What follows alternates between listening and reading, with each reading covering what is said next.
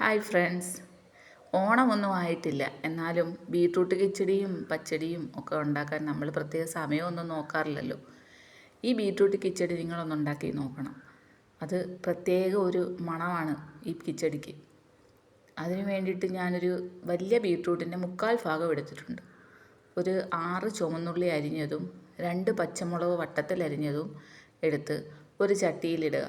അതിലേക്ക് ഈ അരിഞ്ഞു വെച്ചിരിക്കുന്ന സാധനങ്ങളെല്ലാം ഇടണം.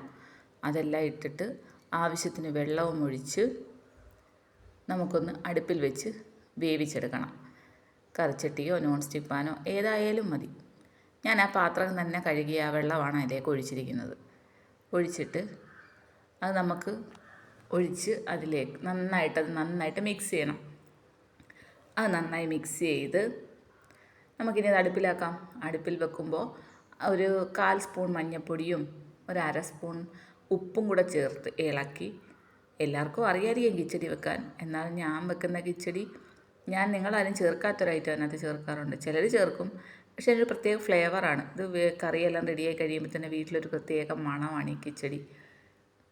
അങ്ങനെ ഉപ്പും മഞ്ഞൾപ്പൊടിയും ഇട്ട് മിക്സ് ചെയ്ത് നമുക്കതിനെ അടച്ച് വെച്ചൊന്ന് വേവിച്ചെടുക്കണം. അപ്പോഴത്തേക്ക് ഇതിന് അരപ്പരയ്ക്കാൻ നമുക്ക് അതിനുള്ള കൂട്ട് തയ്യാറാക്കണ്ടേ. കാൽ ഭാഗം തേങ്ങയും 1 ടീസ്പൂൺ ജീരകവും ഒരു വെളുത്തുള്ളിയുടെ പകുതി, ഇച്ചിരി വലിയ വെളുത്തുള്ളിയുടെ പകുതി, ഞാൻ വെളുത്തുള്ളി ചേർക്കാറുണ്ട്, ഒരു പച്ചമുളകും 3-4 ചുമന്നുള്ളിയും കൂടെ അരയ്ക്കുക. നന്നായിട്ട് അരച്ച് കഴിയുമ്പോൾ അതിലേക്ക് ഒരു 2 ടീസ്പൂൺ കടുക് കൂടെ ചേർത്ത് അത് വീണ്ടും നന്നായി അരയ്ക്കുക. കടുകെല്ലാം ചതഞ്ഞ് കിട്ടണം ആ പരുവത്തിൽ. എന്നിട്ട് ആ കൂട്ട് നമ്മുടെ വെന്തിരിക്കുന്ന ബീട്രൂട്ടിലേക്ക് ആവശ്യത്തിന് വെള്ളം ചേർക്കണം. ഞാൻ ആദ്യം ചേർത്ത വെള്ളം പോരായിരുന്നു ബീട്രൂട്ട് വേവാൻ. ആവശ്യത്തിന് വെള്ളം ചേർത്ത് ഈ അരച്ച കൂട്ടും കൂടെ ഒഴിച്ച് നന്നായി മിക്സ് ചെയ്ത് ആവശ്യത്തിന് ഉപ്പും ചേർത്ത് തിളപ്പിച്ചെടുക്കണം. ഞാനത് നന്നായിട്ട് തിളപ്പിക്കാറുണ്ട്. തിളപ്പിച്ചാണ് ഞാൻ എടുക്കാറ്. കാരണം അരപ്പിൻ്റെ പച്ച മണം പോകണ്ടേ. ചെറിയായിട്ട് ചൂടായ പോരല്ലോ. അത് നല്ലതായിട്ട് ബബിള് വരുന്നിടം വരെ ഞാൻ തിളപ്പിക്കാറുണ്ട്. ഇച്ചിരി ലൂസാക്കിയാണ് ഞാൻ അരച്ചേക്കുന്നത്. കാരണം ഇലയിലൊന്നും വെക്കണ്ടല്ലോ. ഇപ്പം നമുക്ക് ചോറിൻ്റെ കൂടെ കഴിക്കാൻ വേണ്ടിയിട്ടൊരു ബീട്രൂട്ട് ഇരുന്നപ്പോൾ ഞാനെടുത്ത് ചെയ്തതാണ്. നല്ല ബീട്രൂട്ട് കറിയാണ്. പച്ചടി ചെയ്ത് കഴിച്ച് നോക്കണം, അടിപൊളിയാണ്. നന്നായി മിക്സ് ചെയ്ത് അത് നന്നായി തിളയ്ക്കണം.